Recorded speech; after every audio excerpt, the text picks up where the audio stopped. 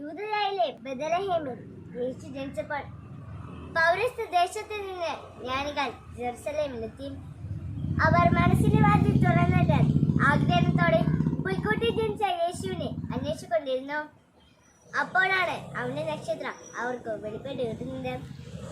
ആഗ്രഹം, അന്വേഷണം, അധ്വാനം, ആരാധന, ആത്മസമർപ്പണം എന്നിവയിലൂടെ ധന്യമായ 3 ജീവിതങ്ങളെ ക്രിസ്തു സുവിശേഷത്തിന്റെ ആരംഭത്തിൽ തന്നെ കാണുന്നു. ആരാധനയുടെ തികവാണല്ലോ ആത്മസമർപ്പണം. പൊന്ന്, മേറ, കുന്തിരിക്കം കാറ്റുവച്ച് ആരാധിക്കുമ്പോൾ അവരുടെ ആത്മസമർപ്പണത്തിന്റെ തികവാണ് കാണാൻ കഴിയുക.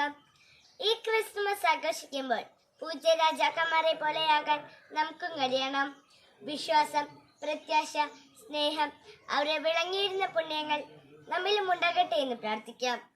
പൂജ്യ രാജാക്കന്മാരെ പോലെ അവർക്ക് ലഭിച്ച നക്ഷത്ര വെളിച്ചം പോലെ എല്ലാ മനുഷ്യരെയും പ്രകാശിപ്പിക്കുന്ന യഥാർത്ഥ വെളിച്ചം കണ്ടെത്തി മനസ്സിൽ നിറയ്ക്കാൻ കഴിയട്ടെ. Happy Christmas.